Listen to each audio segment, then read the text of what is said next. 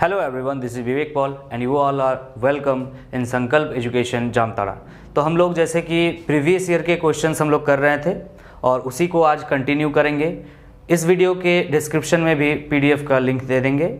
आप पहले पीडीएफ को डाउनलोड कीजिएगा और उसके बाद पहले खुद से सॉल्व करने का कोशिश कीजिएगा, फिर जब नहीं बने तो वीडियो सॉल्यूशन देखिएगा, ठीक है। और अगर ये इसके पहले 2 वीडियो ऑलरेडी अपलोडेड है, अगर वो 2 वीडियो नहीं देखे हैं तो पहले वो 2 वीडियो देख लीजिए, उसके बाद यहाँ से स्टार्ट कीजिएगा। बिकॉज हम लोग इसमें जो है 23 नंबर क्वेश्चन से बना रहे हैं, ठीक है।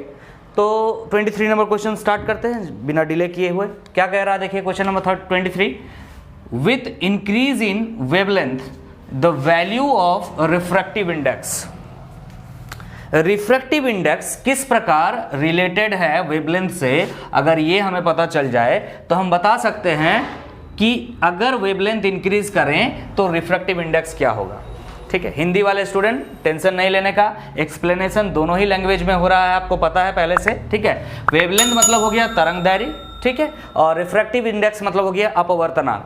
तो किसी माध्यम का अपवर्तनांक किस प्रकार वेवलेंथ, प्रकाश के वेवलेंथ पे, प्रकाश के तरंगदैर्घ्य पे निर्भर करता है। अगर ये पता हो जाए तो आप बता सकते हैं कि अगर वेवलेंथ को बढ़ाएंगे तो रिफ्रैक्टिव इंडेक्स हमारा क्या होगा। क्लियर है। तो आपको ये पता होना चाहिए कि रिफ्रैक्टिव इंडेक्स क्या होता है। Refractive index of any medium with respect to vacuum क्या होता है ना, speed of light in vacuum divide by speed of light in medium.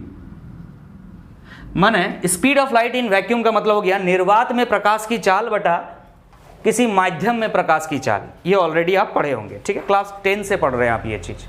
और स्पीड निकालने जाओ तो क्या होता है ना, वेवलेंथ इनटू फ्रीक्वेंसी।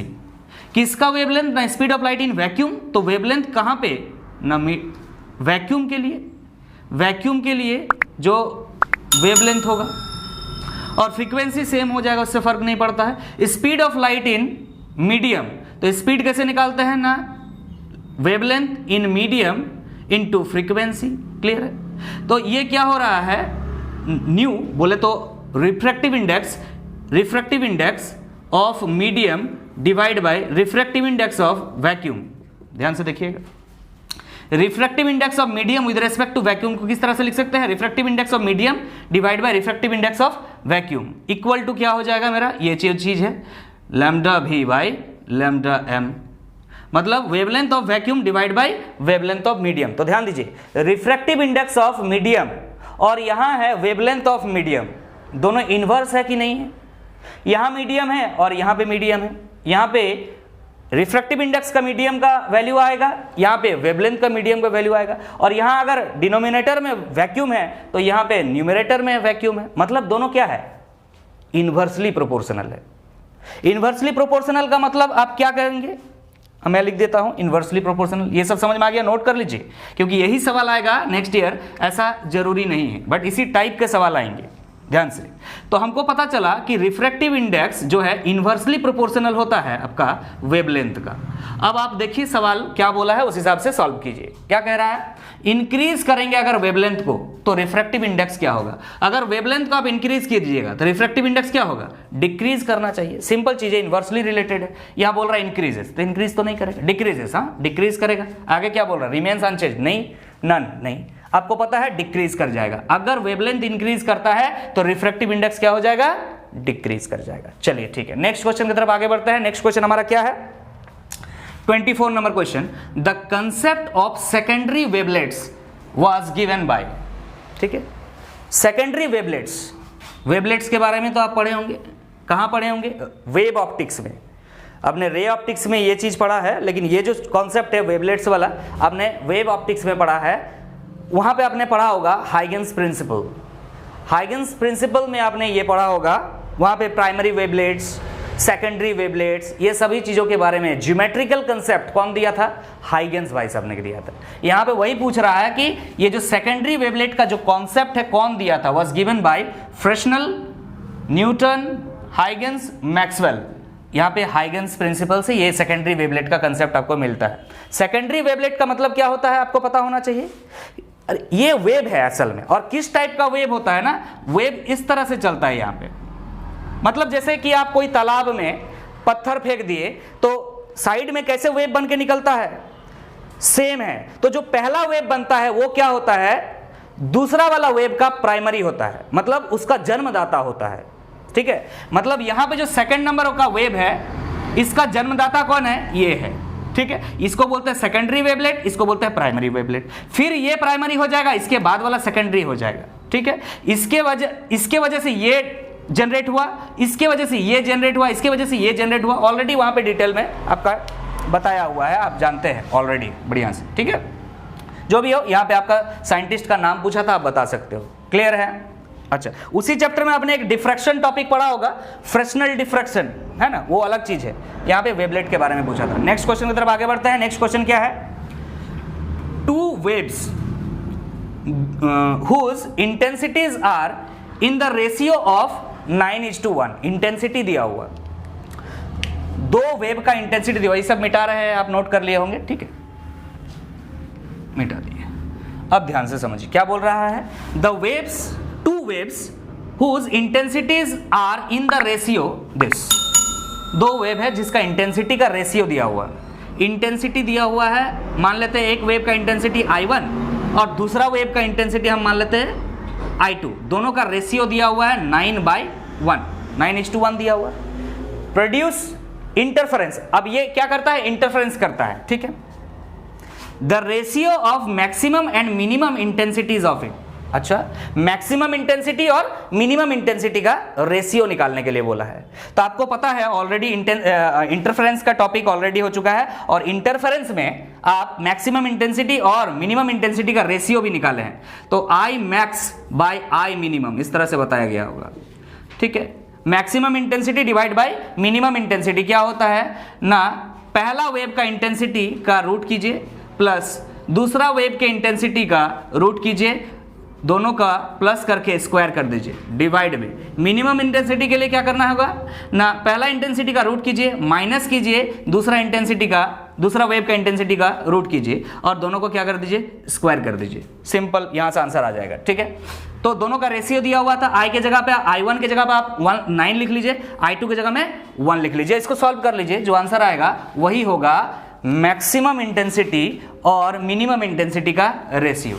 तो I1 कितना दिया हुआ है, आप 9 यहाँ पे देख सकते हैं, √9 प्लस यहाँ पे क्या हो जाएगा √1 डिवाइड बाई √9 माइनस √1, सभी का स्क्वायर है किया हुआ, स्क्वायर कर लिए। तो यहाँ से क्या निकलेगा 3 प्लस 1 4 का स्क्वायर डिवाइड बाई 3 माइनस 1 2 का स्क्वायर, यही ना, सॉरी 3 माइनस 1 2 का स्क्वायर क्या हो गया, अब 16 डिवाइड बाई 4 कितना आ जा रहा है, 4 क्या आ रहा है, 4 divide by 1 that is 4:1 should be the ratio of what, maximum intensity and minimum intensity. यही पूछा था, ratio of maximum and minimum intensity. तो ये ऑप्शन आपका करेक्ट हो जाएगा 4:1, ठीक है। अब आगे चलते हैं, नेक्स्ट क्वेश्चन नंबर 26 क्या कह रहा है देखिएगा, the ray of light is incident on a glass plate, ठीक है। इसको मिटाते हैं, नोट करते जाइएगा क्योंकि यही सवाल आएगा, जरूरी नहीं है, कंसेप्ट बहुत इंपॉर्टेंट है, ठीक है। नहीं तो मैं सिर्फ ऑप्शन बताते जाता, ये ऑप्शन, मैं सॉल्यूशन दे रहा हूं आपको इसीलिए, ठीक है। The ray of light is incident on a glass plate, ठीक है। एक ग्लास प्लेट ले लेते हैं, ये ग्लास प्लेट है, ठीक है। यहाँ पे मान लीजिए एयर है, इस मीडियम का रिफ्रैक्टिव इंडेक्स μ1 मान लेते हैं, इस मीडियम का रिफ्रैक्टिव इंडेक्स μ2 मान लेते हैं। μ2 किसका है, ग्लास है, ग्लास प्लेट है, ठीक है। Refractive index of glass plate, a ray of light is incident on a glass plate at an angle of 60 degree. यहाँ पे एक लाइट इंसिडेंट कर रहा है, आप सोचिए इस ग्लास प्लेट में, ठीक है। इंसिडेंट एंगल दिया हुआ 60 डिग्री, तो यहाँ नॉर्मल बना दिए हम, तो ये हो गया आपका इंसिडेंट एंगल 60 डिग्री दिया हुआ है, ठीक है। अब आगे क्या बोल रहा है, if the reflected and refracted rays are mutually perpendicular, तो यहाँ एक रे रिफ्लेक्ट भी होगा और यहाँ एक रे रिफ्रैक्ट भी होगा, ठीक है। तो ये एंगल ऑफ रिफ्रैक्शन है और ये एंगल ऑफ रिफ्लेक्शन है और ये एंगल ऑफ रिफ्रैक्शन है। दोनों को डिफरेंट लिखने के लिए हमने आर कर दिया, इसको आर किया, इसको आर डैश कर दिया, ठीक है। तो ये क्या होता है, एंगल ऑफ रिफ्लेक्शन, ये एंगल ऑफ रिफ्रैक्शन, ठीक है। अब क्या बोल रहा है, जो रिफ्लेक्टेड रे है और रिफ्रैक्टेड रे है वो आपस में क्या है, म्यूचुअली परपेंडिकुलर है। म्यूचुअली परपेंडिकुलर मतलब होता है दोनों आपस में कितना डिग्री का एंगल बनाया है, 90 डिग्री बनाया है, ठीक है। Then the refractive index of the material is, मतलब ये जो मटेरियल है इसका रिफ्रैक्टिव इंडेक्स कितना होगा, आपसे यही पूछ रहा है। न्यू2 is what, got it. Refractive index of न्यू2 इज व्हाट, आपसे ये पूछ रहा है। तो आप बताइए पहले, अगर इंसिडेंट एंगल 60 डिग्री है, अगर एंगल ऑफ इंसिडेंट कितना हो, 60 डिग्री हो, तो एंगल ऑफ रिफ्रैक्शन कितना हो, रिफ्लेक्शन कितना होगा, एंगल ऑफ रिफ्लेक्शन कितना होगा, 60 डिग्री। आपको पता है I इक्वल टू आर होता है, angle I equal to angle R होता है, angle of reflection, angle of incident equal to angle of reflection, तो R हो गया आपका 60 डिग्री। तो हम इसको मिटा करके यहाँ 60 डिग्री लिख दे रहे हैं, ठीक है। और यहाँ पे ये दोनों के बीच का एंगल दिया हुआ 90 degree. If this is 90 degree and this is 60 degree, तो कितना हो गया टोटल 150 डिग्री, 150 डिग्री। और ये टोटल कितना है, ये टोटल है आपका 180 डिग्री। अगर ये 150 है तो सिर्फ ये वाला एंगल, सिर्फ ये वाला एंगल कितना बच रहा है आपका, 30 डिग्री, ठीक है। तो ये एंगल बोले तो आपका R dash, angle of refraction कितना आ रहा है, एंगल ऑफ रिफ्रैक्शन आ रहा है 30 डिग्री। क्लियर है। अब स्नेल लॉ लगा दीजिए इसमें। स्नेल लॉ क्या कहता है ना, refractive index of medium equal to what, refractive index of medium अगर आपको निकालना है तो क्या करेंगे ना, sine of incident angle divide by sine of reflected angle, refracted angle this much R dash, sine of incident angle divide by sine of refracted angle. ये हो गया स्नेल लॉ, आपने ये चीज क्लास 10 से पढ़ा हुआ है। आप बस वैल्यू को बैठा दीजिए यहाँ पे, क्या हो जाएगा ना, sine I incident angle 60 degree है divide by sine R dash refracted angle आपका 30 डिग्री है, तो साइन 30 डिग्री। बस वैल्यू बैठाइए। साइन 60 डिग्री का वैल्यू कितना होता है, √3/2, और साइन 30 डिग्री का वैल्यू कितना होता है 1/2। तो ये क्या हो गया, ये 2 ऊपर चला जाएगा, 2 × √3/2, ये 2 कैंसिल हो जाएगा, क्या निकल रहा है √3। चेक कर लीजिए ऑप्शन में है, ये है आपका option number 2 √3। √3 will be the answer. किसका रिफ्रैक्टिव इंडेक्स निकला √3, ये जो मटेरियल यूज हो रहा है दैट इज ग्लास प्लेट, ठीक है। ये जो ग्लास प्लेट है इसका रिफ्रैक्टिव इंडेक्स कितना हो जाएगा आपका √3 हो जाएगा। क्लियर हो गया। तो पूरा कंसेप्ट के साथ बता रहे हैं, इसीलिए वीडियो सॉल्यूशन इसीलिए वीडियो सॉल्यूशन लाया गया है। इसी वीडियो में अभी आपको नेक्स्ट जो क्वेश्चन है वो मिलेगा, ध्यान दीजिएगा। तो चलिए अब नेक्स्ट क्वेश्चन की तरफ आगे बढ़ते हैं। तो नेक्स्ट क्वेश्चन हमारा क्वेश्चन नंबर 27 क्या कह रहा है, देखिए, which of the following metal has minimum work function. Minimum work function, work function क्या है, ये एक एनर्जी है। The minimum energy required to eject out an electron from an metal surface. कोई मेटल सरफेस पे, आपने फोटो इलेक्ट्रिक इफेक्ट पढ़ा है ना, वही चीज़ है। कोई मेटल सरफेस पे फोटोन आके टकराता है, कोई लाइट है उसमें फोटोन होता है, आपको पता है, ठीक है, एनर्जी पैकेट्स जिसको आप बोलते हो, ठीक है। और ये यहाँ से यहाँ पे प्रेजेंट सरफेस में प्रेजेंट जितने इलेक्ट्रॉन्स है इस मेटल का, ये कोई मेटल है, कितना एनर्जी लगेगा, ये जो फोटोन आ रहा है इसके पास कितना एनर्जी है, या फिर कितना एनर्जी लगेगा, मिनिमम कितना एनर्जी लगेगा एक इलेक्ट्रॉन को इस सरफेस से बाहर निकालने के लिए, that is what, work function, ठीक है, दैट इज वर्क फंक्शन, ठीक है। तो अभी बोला है कि इसमें से आयरन, कॉपर, बेरियम, सोडियम, इसमें से सबसे कम मिनिमम वर्क फंक्शन किसका है, माने कौन सा मेटल में से इलेक्ट्रॉन जल्दी निकाल सकते हैं हम। तो मैं आपको सच बात कहूं तो ये फिजिक्स में डील करने से बेटर ये होगा कि इसको केमिस्ट्री के हिसाब से समझ में आना चाहिए, समझें। अगर केमिस्ट्री के लेवल में इसको लेंगे तो आसान हो जाएगा आपके लिए सवाल, ठीक है। क्यों, देखिए, आपको पता है आयोनाइजेशन एनर्जी, आपने क्लास 11 में भी पढ़ा होगा आयोनाइजेशन एनर्जी, और क्लास 12 में भी पढ़ा होगा आयोनाइजेशन एनर्जी, वहाँ वो डी ब्लॉक एलिमेंट में, ठीक है। तो वहाँ पे क्या बोलता है ionisation energy, the minimum energy required to eject out an electron from an isolated gaseous atom. तो फिलहाल ये सब जो है गैस तो नहीं है, लेकिन एक समझने के लिए हम बोल सकते हैं कि मान लीजिए ये एटम का न्यूक्लियस है, ये एटम का ऑर्बिट्स है, ठीक है, यहाँ इलेक्ट्रॉन है। इस इलेक्ट्रॉन को बाहर निकालने के लिए जो एनर्जी चाहिए होता है उसे क्या कहते हैं, आयोनाइजेशन एनर्जी और आयोनाइजेशन पोटेंशियल, ठीक है, आयोनाइजेशन एनर्जी बोलिए चाहे आयोनाइजेशन पोटेंशियल बोलिए, ये क्लास 11 में ऑलरेडी आप पढ़े हो, 12 में भी पढ़े हो, ठीक है। तो यहाँ पे कौन सा ऐसा मेटल है इसमें से जिसमें सबसे कम आयोनाइजेशन एनर्जी लगता है इलेक्ट्रॉन को निकालने के लिए? अगर इतना पता तो वो भी आंसर एक ही बात है, इलेक्ट्रॉन निकालने की बात हो रही है, सिंपल सी बात है। तो आयोनाइजेशन एनर्जी निकाल लीजिए, वही वर्क फंक्शन है इसका। क्लियर है, समझ में आ रहा है? तो केमिस्ट्री से डील कर सकते हो, आपको पता है, अगर पीरियोडिक टेबल भी पढ़े हैं तो समझ में आ गया ना कंसेप्ट क्या है, किसका आयोनाइजेशन एनर्जी कम है। अगर ये आपको पता चल गया तो आप इसका आंसर डायरेक्ट कर सकते हो। फिजिक्स का क्वेश्चन है, केमिस्ट्री से डील कर रहे हैं। देखिएगा, आपको पता है पीरियोडिक टेबल में, अगर पीरियोडिक टेबल आप पूरा पढ़े हो तो क्या होता है कि लेफ्ट टू राइट जब चलते हो पीरियोडिक टेबल में आप, तो आयोनाइजेशन एनर्जी क्या होता है, इंक्रीज करता है।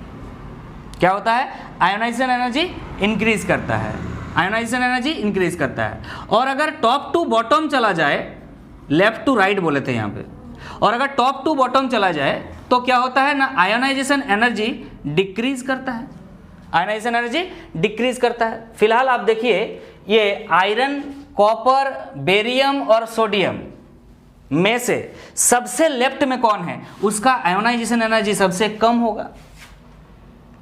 लेफ्ट में सबसे कौन है? तो देखिएगा, आप कोई भी पीरियोडिक टेबल आप अपने पास रखिए तो आपको देखने को मिलेगा सोडियम जो है लेफ्ट में भी है, सोडियम जो है लेफ्ट में है, सोडियम जो है लेफ्ट में है। अगर सोडियम लेफ्ट में है इसका मतलब उसका आयोनाइजेशन एनर्जी क्या है, कम है।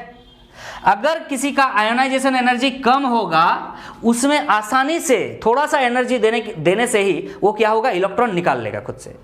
तो मिनिमम वर्क फंक्शन पूछा, मतलब मिनिमम आयोनाइजेशन एनर्जी किसका है इसमें से, तो सोडियम का।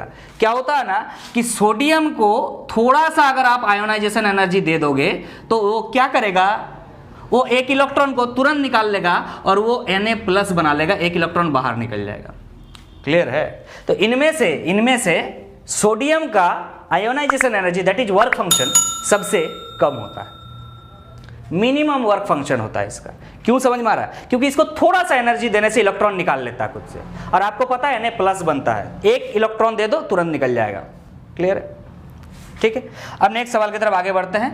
इसी कंसेप्ट को आप कभी भी maximum work function, minimum work function, ये सब पूछे तो इस कंसेप्ट को लगाइए, आसान होगा, आयोनाइजेशन पोटेंशियल वाला। ठीक है, केमिस्ट्री का। अब आ जाते हैं नेक्स्ट सवाल की तरफ। नेक्स्ट सवाल क्या कह रहा है आपका, the ratio of D Broglie wavelength associated with two electrons accelerated by 25 volt and 36 volt। ठीक है, तो डी ब्रॉगली वेवलेंथ, आपको पता है डी ब्रॉगली वेवलेंथ क्या होता है, एक्सेलरेटेड चार्ज के लिए बोल रहा है। डी ब्रॉगली वेवलेंथ अलग अलग सिचुएशन में आपने फॉर्मूला पढ़ा होगा, अलग अलग सिचुएशन का अलग अलग फॉर्मूला है। लेकिन कोई अगर चार्ज पार्टिकल एक्सेलरेटेड है, मतलब कहां पे एक्सेलरेटेड है, एक पोटेंशियल डिफरेंस के बीच में होगा। मान लीजिए एक प्लेट है, प्लस प्लेट है, और ये एक माइनस प्लेट है। अगर यहां पे मान लीजिए एक इलेक्ट्रॉन है, किधर जाएगा, प्लस की तरफ जाएगा। ठीक है, तो चूंकि यहां एक पोटेंशियल डिफरेंस है प्लस और माइनस के बीच, तो इलेक्ट्रॉन क्या हो रहा है, एक्सेलरेट हो रहा है।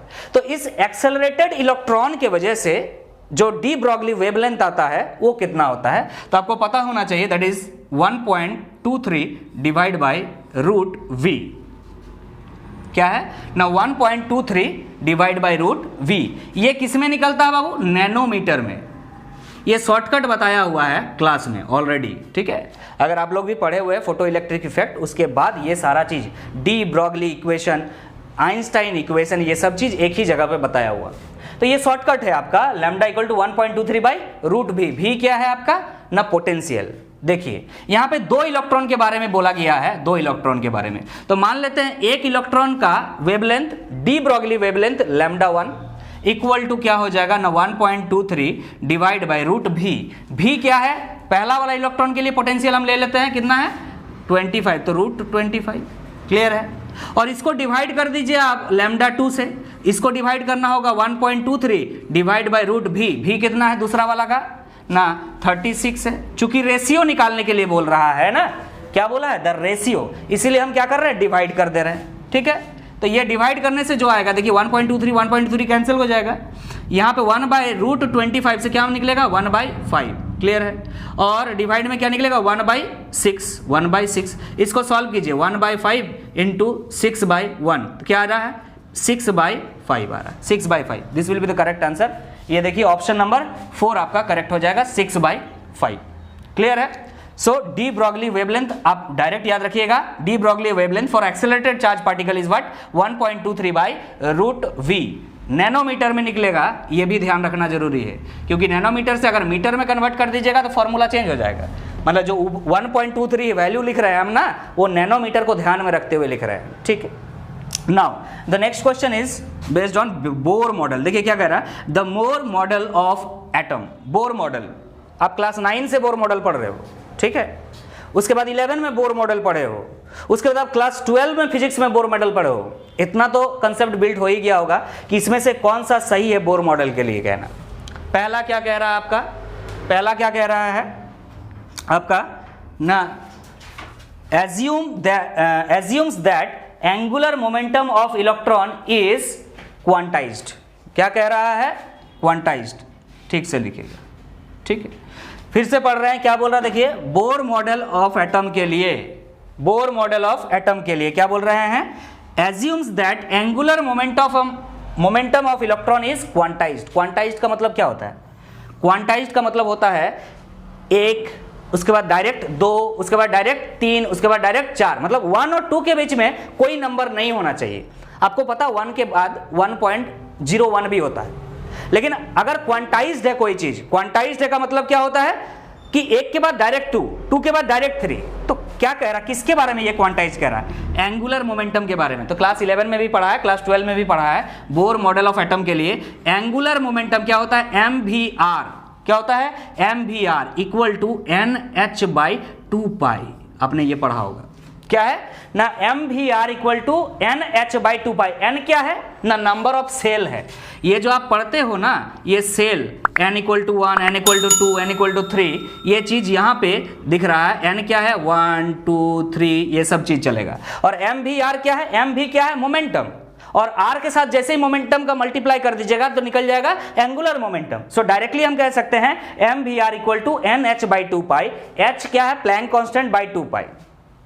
क्लियर है, ये आप ऑलरेडी जानते हो। बोर मॉडल ऑफ एटम के लिए ये एक बहुत बड़ा पोस्टुलेट है जो आप क्लास 11 में पढ़े हो, क्लास 9 में ये सब चीज नहीं बताया जाता है जनरली, ठीक है। तो ये बात तो सच है बोर मॉडल के लिए, यहीं पे आंसर खत्म हो जाता है। बाकी जो क्वेश्चंस है, बाकी जो ऑप्शन है उसको भी पढ़ लेते हैं, हो सकता है कुछ नॉलेज इससे भी मिल जाए हमें, ठीक है। तो ये सब ऑप्शन को भी हम कंसीडर कर लेते हैं, देख लेते हैं कि इसमें से कौन सा सही हो सकता है, या अगर सही नहीं भी है तो ये क्या बता रहा है।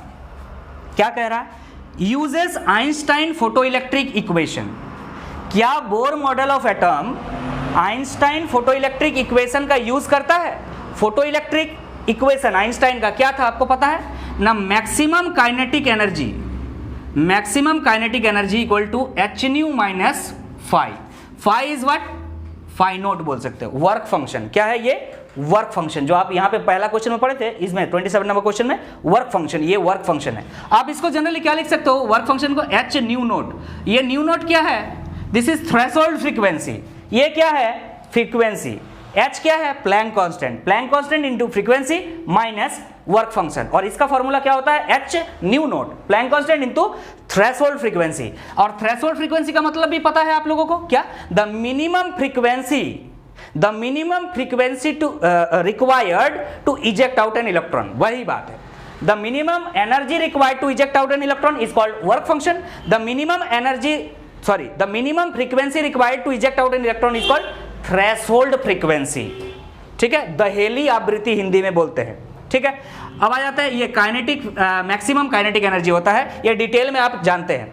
क्या कहीं पे भी बोर मॉडल में ये चीज को ध्यान में रखा गया है, नहीं। ये तो फोटो इलेक्ट्रिक इफेक्ट में आपने पढ़ा होगा कि फोटो इलेक्ट्रिक इफेक्ट जब हो रहा, सरफेस में आकर के फोटोन गिर रहा, यहां से इलेक्ट्रॉन निकल रहा, तो ये इक्वेशन आपने पढ़ा। तो बोर मॉडल में ये कहां से आ गया, ये तो होने वाला है नहीं, ठीक है, ये नहीं होगा आपका, ठीक है। अब क्या बोल रहा है, predicts continuous emission spectra of atom. Continuous emission spectra, continuous का मतलब हिंदी में क्या बोलते हैं, सतत। माने हिंदी में अगर सिंपल भाषा में बोले तो लगातार, ठीक है। तो क्या बोल रहा है, इमिशन स्पेक्ट्रा, इमिशन स्पेक्ट्रा भी पढ़े होंगे, ठीक है।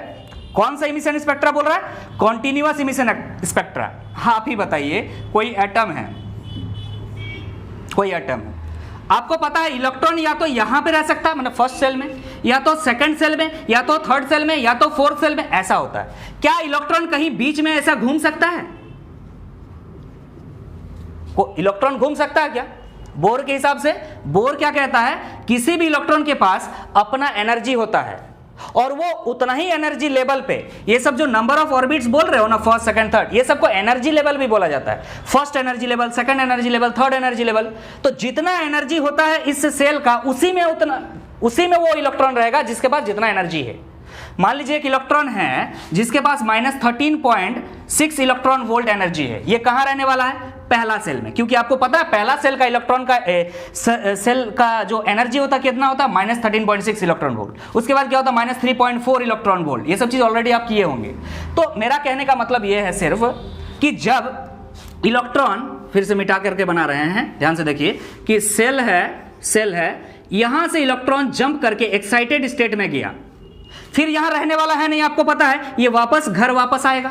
तो इस दौरान जब यहां से यहां जा रहा, तो हम एनर्जी दे करके इसको इलेक्ट्रॉन को लेके गए, लेकिन बाहर ये स्टेबल नहीं होगा, वापस अपने घर पे आएगा, तब इससे क्या निकलेगा? एनर्जी निकलेगा। और एनर्जी निकलेगा, इस एनर्जी को अगर हम कहीं पे कोई स्क्रीन पे इसको लें, एब्जॉर्ब कराएं, तो कैसा स्पेक्ट्रा मिलता है? क्या कंटिन्यूअस स्पेक्ट्रा मिलता है कि डिस्क्रीट स्पेक्ट्रा मिलता है? डिस्क्रीट स्पेक्ट्रा को आप लाइन स्पेक्ट्रा भी बोलते हो, लाइन स्पेक्ट्रा, स्पेक्ट्रम जो भी बोले, spectra is the plural form of spectrum, fine, मतलब बहुत सारे हैं।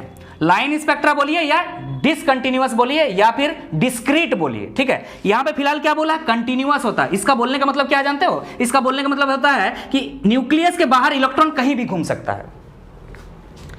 न्यूक्लियस के बाहर इलेक्ट्रॉन कहीं भी घूम सकता है। अगर कहीं भी घूम सकता है तो जो एनर्जी निकलेगा, तो किसी भी चीज, कितना भी लेवल का एनर्जी निकल सकता है, लेकिन ऐसा तो नहीं है।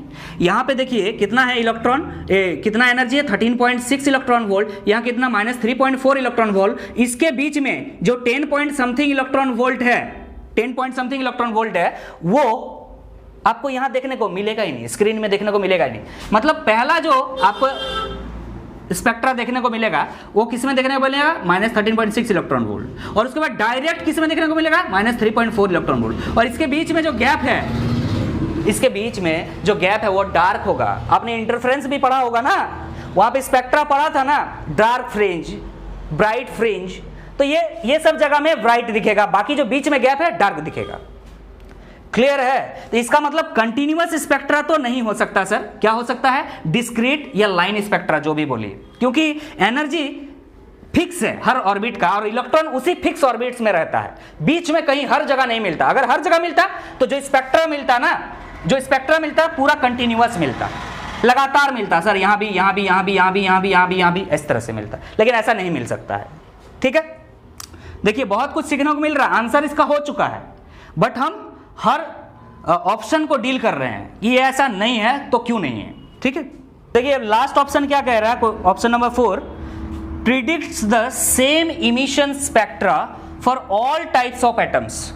ऑल टाइप्स ऑफ एटम माने दुनिया में जितने एटम्स है सभी के लिए सेम स्पेक्ट्रा मिलता है, ये वाला स्क्रीन मिलता है। मतलब अगर हम एग्जांपल ले ले, जैसे सोडियम हो गया, मैग्नीशियम हो गया, एल्युमिनियम हो गया, जितने भी एटम्स हैं सबसे जो इमिशन होता है और उसका स्पेक्ट्रा मिलता है, वो बोल रहा है सेम होता है। ऐसा बिल्कुल भी नहीं है। क्यों नहीं है इस तरह से?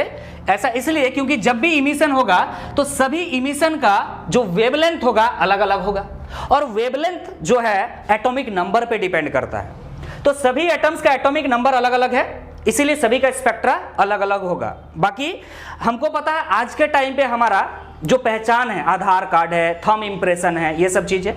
तो किसी एटम का जो पहचान हुआ करता था ना, वो उसका पहचान क्या था ना? स्पेक्ट्रा। मतलब अगर इसका स्पेक्ट्रा और इसका स्पेक्ट्रा सेम होता तो पहचानते कैसे? क्या किसी दो आदमी का, किसी दो इंसान का थंब इंप्रेशन सेम हो सकता है?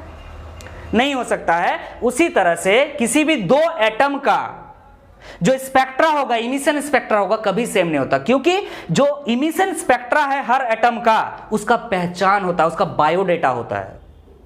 उस इमिशन स्पेक्ट्रा से बहुत कुछ का स्टडी किया जा चुका है। तो सभी एटम्स का जो इमिशन स्पेक्ट्रा होता है डिफरेंट होता है, तो ये ऑप्शन भी आपका इनकरेक्ट हो जाएगा। और वैसे भी ये बात जो है बोर मॉडल से कोई ताल्लुक नहीं रखता है। Got it? तो नेक्स्ट वीडियो में इसी वीडियो में देखते हैं आगे और सवाल को हम लोग आगे, ठीक है? तो चलिए नेक्स्ट सवाल की तरफ आगे बढ़ते हैं। ध्यान दीजिएगा क्या कह रहा है, SI unit of Rydberg constant.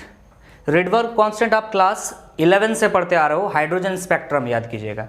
आपने फॉर्मूला पढ़ा था wave number equal to 1/λ equal to RH। हम RH बोला करते हैं, वैसे R भी लिख सकते हो। रिडबर्ग कांस्टेंट यहाँ दे दिया RH इंटू क्या होता था 1/n1 square minus 1/n2 square.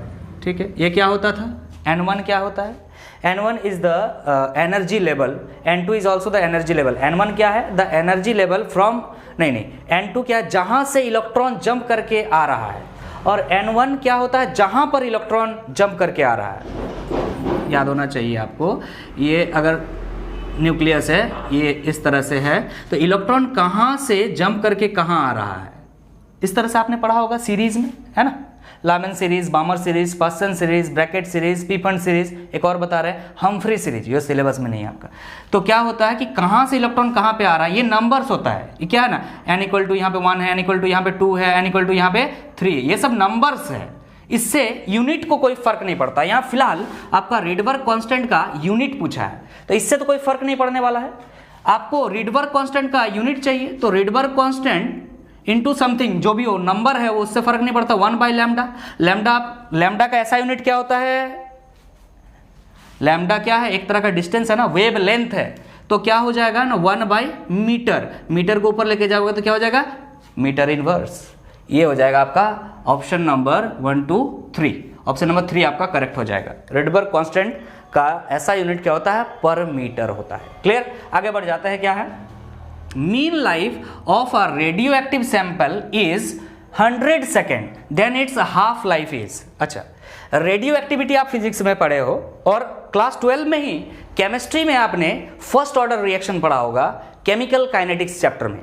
तो केमिकल काइनेटिक्स में फर्स्ट ऑर्डर रिएक्शन एक रेडियो एक्टिव एलिमेंट का जो रिएक्शन होता है, कोई भी रेडियो एक्टिव एलिमेंट का जो रिएक्शन होता है वो किस ऑर्डर का रिएक्शन होता है? अगर आपसे ऑर्डर पूछा जाए तो फर्स्ट ऑर्डर का रिएक्शन होता है। और फर्स्ट ऑर्डर रिएक्शन में आपने एक रिलेशन पढ़ा होगा टी हाफ, बोले तो हाफ लाइफ पीरियड, और आपने पढ़ा होगा mean life, that is average life. Mean life का मतलब एवरेज लाइफ, औसत समय बोलते हैं हिंदी में, और हाफ लाइफ को अर्ध आयु बोला जाता है। ठीक है, आपने ये फॉर्मूला पढ़ा होगा, क्या था कि टी हाफ इक्वल टू, दोनों जगह आप फिजिक्स में भी ये चीज पढ़ो, केमिस्ट्री में भी, केमिकल काइनेटिक्स में फर्स्ट ऑर्डर रिएक्शन में आपने ये बात पढ़ा है कि टी हाफ इक्वल टू होता है 0.693 इंटू टी एवरेज। क्या होता है?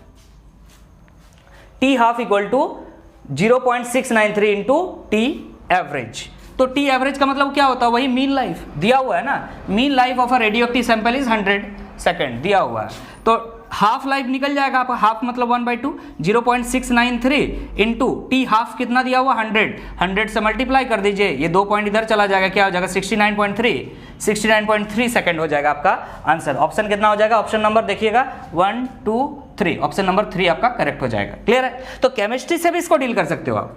फर्स्ट ऑर्डर रिएक्शन है ये, जीरो ऑर्डर रिएक्शन नहीं है। ठीक है, फर्स्ट ऑर्डर रिएक्शन है। कैसे पता चलेगा? हमने बताया है आपको केमिस्ट्री में, आपका क्या होता है केमिकल काइनेटिक्स में, कि कोई भी रेडियो एक्टिव रिएक्शन जो होता है वो फर्स्ट ऑर्डर रिएक्शन होता है। क्लियर है? अब फर्स्ट ऑर्डर रिएक्शन क्या है ये ऑलरेडी वहाँ पे बताएंगे, जब केमिस्ट्री बताएंगे, तो वैसे भी क्लास में ऑलरेडी ये सब चीज़ें हो चुकी है। ठीक है, आप फिजिक्स में भी ये चीज़ पढ़े हो ऑलरेडी, कोई दिक्कत नहीं है। नेक्स्ट क्वेश्चन की तरफ आगे बढ़ते हैं। क्या बोल रहा है? इन रेडियम, इसका एटॉमिक मास दिया हुआ 226 और एटॉमिक नंबर दिया हुआ 88, न्यूक्लियस देयर आर, ठीक है, इसके न्यूक्लियस में कितने प्रोटॉन्स और कितने न्यूट्रॉन्स या कितना इलेक्ट्रॉन्स होते हैं? यहाँ पे ऑप्शन है, मैच हो जाएगा, कोई दिक्कत नहीं है। क्या है एलिमेंट? पहले देखिए क्या है एलिमेंट? रेडियम है। इसका एटॉमिक नंबर है 88 और एटॉमिक मास है 226, यस 226 है। ओके, ये जो एटॉमिक नंबर होता है नंबर ऑफ प्रोटॉन्स के बराबर होता है, you know it. So number of protons equal to क्या हो जाएगा आपका? 80 हो जाएगा, कोई दिक्कत इसमें नहीं होना चाहिए। क्लियर है? और number of proton number of electron के बराबर होता है, इसीलिए ये भी 88 हो जाएगा। बात आता है नंबर ऑफ न्यूट्रॉन का, तो कैसे निकालेंगे? आपको पता है मास नंबर इक्वल टू क्या होता है? Number of proton plus number of neutron. तो मास नंबर दिया हुआ देखिए 226 इक्वल टू प्रोटॉन्स आपका पता है 88 प्लस न्यूट्रॉन, तो यहां से नंबर ऑफ न्यूट्रॉन्स निकाल लीजिए, क्या हो जाएगा 226 माइनस 88, निकाल लीजिए, कैलकुलेट कर लेते हैं, आंसर आ जाएगा आपका, आंसर आ जाएगा, बहुत बड़ी बात है नहीं, ठीक है, आप इसको कैलकुलेट कर लीजिए, क्या आ रहा है 226 माइनस 88, इतना आ रहा है 138, तो न्यूट्रॉन्स कितने हैं 138। अब ऑप्शन में से आप चेक कीजिए कि कौन सा ऑप्शन सही होगा, प्रोटॉन्स 88 होना चाहिए, इलेक्ट्रॉन 88 होना चाहिए और न्यूट्रॉन 138 होना चाहिए, चेक कीजिएगा, यहाँ 138 प्रोटॉन बोला है तो ये तो कैंसिल हो गया, यहाँ पे 138 न्यूट्रॉन बोला, हाँ चेक करना होगा, और 88 क्या बोला है प्रोटॉन बोला, हाँ ये सही ऑप्शन है, आगे और चेक करना होगा कि कहीं देख लेते हैं, 226 प्रोटॉन नहीं हो सकता है, 226 न्यूट्रॉन नहीं हो सकता, मतलब ऑप्शन नंबर 2 आपका करेक्ट हो जाएगा। देखिए ये बेसिक क्लास 9 का बच्चा करता है, ठीक है, क्लास 9 का बच्चा। हाँ अगर ये सवाल में यहाँ पे ये नहीं देता और ये नहीं देता, तब आप रोते बैठ के कि सर रेडियम का एटॉमिक नंबर कितना है और एटॉमिक मास कितना है। तो रेडियो एक्टिविटी में ऑलरेडी ये सब चीज आप पढ़े होंगे, आपको याद होगा, लेकिन क्लास 9 के लिए ये क्वेश्चन बना दिया गया है, 226 ये दिया हुआ गिवन है, कोई दिक्कत है? ऑप्शन नंबर 2 करेक्ट हो जाएगा। ये हो गया 32 नंबर क्वेश्चन। अब आ जाते हैं 33 नंबर क्वेश्चन में, क्या कह रहा है ना, Zener diode functions in, Zener diode functions in, आपने डायोड पढ़ा है, उसमें एक स्पेशल टाइप का डायोड होता है जिसका नाम है जीनर डायोड, ठीक है। जीनर डायोड का फंक्शन क्या है, फंक्शंस इन किसमें फंक्शन करता है?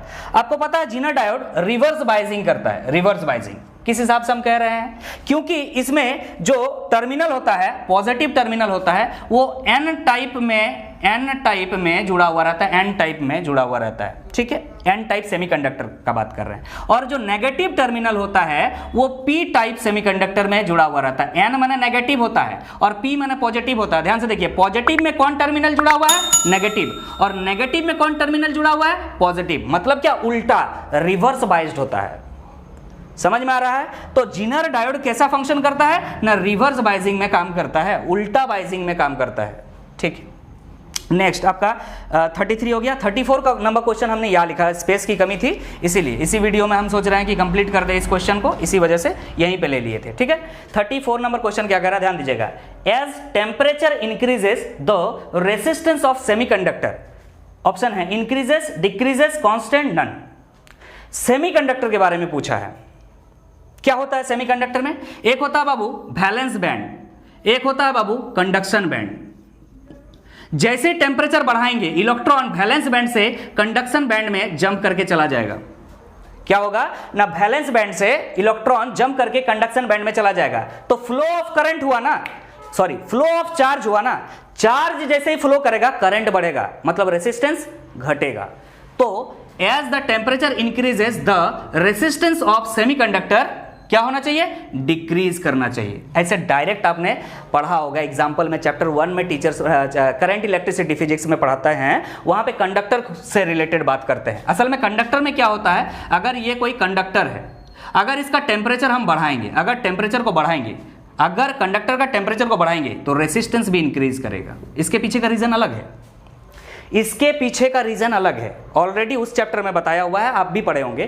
कंडक्टर अगर है, कोई कंडक्टर है, अगर टेम्परेचर इंक्रीज करेंगे तो रेसिस्टेंस इंक्रीज करेगा, बट अगर कंडक्टर नहीं हो के क्या हो, सेमीकंडक्टर हो, अगर वो सेमीकंडक्टर हो तो उसमें होता है वैलेंस बैंड, उसमें होता है कंडक्शन बैंड। जैसे टेम्परेचर बढ़ाएंगे वैलेंस बैंड से इलेक्ट्रॉन उड़ करके कंडक्शन बैंड में जाएगा, तो फ्लो ऑफ चार्ज हो रहा है, मतलब करंट बढ़ रहा है, बोले तो रेसिस्टेंस डिक्रीज कर रहा है। तो ऑप्शन नंबर 2 में डिक्रीजेस है, ये करेक्ट हो जाएगा आपका। अब नेक्स्ट क्वेश्चन में तरफ आगे चलते हैं। 35 नंबर क्वेश्चन क्या कह रहा है, N type semiconductor is formed when dopant atom is, dopant atom का मतलब क्या समझ रहे हो, अरे आप इंप्यूरिटी डाल रहे हो किसी में, डोपिंग करने का मतलब क्या होता है, इंप्यूरिटी ऐड करना, अशुद्ध करना किसी चीज को, ठीक है।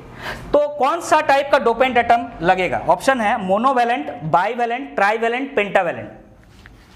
सुनिएगा सुनिएगा, इस क्वेश्चन को डील करते हैं, इसके साथ एक्स्ट्रा नॉलेज भी आपको मिल जाएगा। जो एन टाइप सेमीकंडक्टर है, इसको अगर आपको डोप करना है, इसमें अगर आपको इंप्यूरिटी मिलाना है, एन टाइप सेमीकंडक्टर बनाना है, एन टाइप सेमीकंडक्टर क्या करना है, बनाना है आपको, तो आपको इंप्यूरिटी मिलाना पड़ेगा सेमीकंडक्टर में। अगर इंप्यूरिटी मिलाना होगा तो किस टाइप का इंप्यूरिटी मिलाएं, तो इंप्यूरिटी आपको क्या मिलाना पड़ेगा, अगर एन टाइप है तो याद रखिएगा, एन टाइप है अगर, तो आपको क्या मिलाना पड़ेगा, पेंटावैलेंट मिलाना पड़ेगा।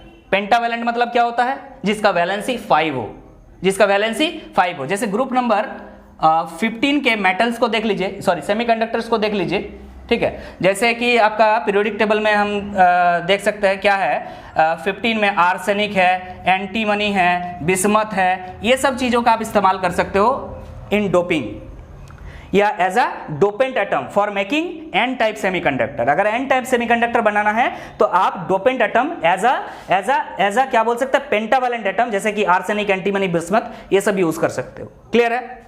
सवाल अगर इस साल ये ना पूछ करके पूछे कि पी टाइप अगर हमको बनाना है, 2 टाइप के सेमीकंडक्टर होते हैं, अगर आपको पी टाइप सेमीकंडक्टर बनाना है तो आप किस तरह का डोपेंट एटम यूज करेंगे, तो याद रखिएगा उसके लिए ट्राइवैलेंट होता है। क्या, ट्राइवैलेंट एटम मिलाना पड़ेगा, एज अ इंप्यूरिटी बोलिए या फिर एज अ डोपेंट एटम बोलिए, ठीक है। तो किस टाइप का बोले ना, ट्राइवैलेंट। इसका आंसर ये नहीं है, एन टाइप का बनाने के लिए पेंटावैलेंट ही चाहिए, लेकिन पी टाइप का बनाने के लिए किस टाइप का चाहिए होगा, आपका ट्राइवैलेंट चाहिए होगा, जिसका वैलेंसी क्या हो, 3 हो, जिसका वैलेंसी 3 हो। जैसे कि आप नॉर्मल अगर बोले एल्युमिनियम का 3 होता है, Al3+ आपने पढ़ा होगा, गैलियम है, ठीक है। ये सब चीज का इस्तेमाल आप किसके लिए कर सकते हैं, पी टाइप सेमीकंडक्टर बनाने के लिए एज अ डोपेंट एटम। तो आई होप सारे क्वेश्चंस को हमने यहां डील किया, 1 से लेकर के 35 तक। ये जितने एमसीक्यू थे आपने इसके पहले ऑलरेडी 2 वीडियो देख चुका होगा, तभी ये वीडियो आप देख रहे होगा अंत तक। और आप लोगों को मैं सिर्फ कोई भी वीडियो में मैंने ये नहीं कहा कि वीडियो को लाइक कर दीजिए, शेयर कर दीजिए, ठीक है। अभी भी मैं नहीं बोल रहा हूं, अगर आपको ऐसा लगता है कि the content is best for you guys और will be helpful for you guys, तो आप शेयर कर दीजिएगा। अगर आपका कोई फ्रेंड है तो उसको शेयर कर दीजिए, जो जरूरतमंद है उसको शेयर कर दीजिए, क्योंकि शेयर करने में कोई पैसा नहीं लगेगा, ठीक है। बाकी मेरा मनोबल बढ़ेगा, इससे हमको काम करने में और ज़्यादा इच्छा होगा, ठीक है। तो इसी तरह का वीडियो और आगे आता जाएगा। तो इस 2023 का जो MCQ है वो आपका कंप्लीट हो गया। जो बचा हुआ हिस्सा है, जो आपका लॉन्ग टाइप क्वेश्चन आंसर है, अगर आप लोगों को चाहिए होगा तो आप कमेंट कीजिएगा, then I will be back with those videos. Thank you so much, मिलते हैं नेक्स्ट वीडियो में, तब तक के लिए अलविदा।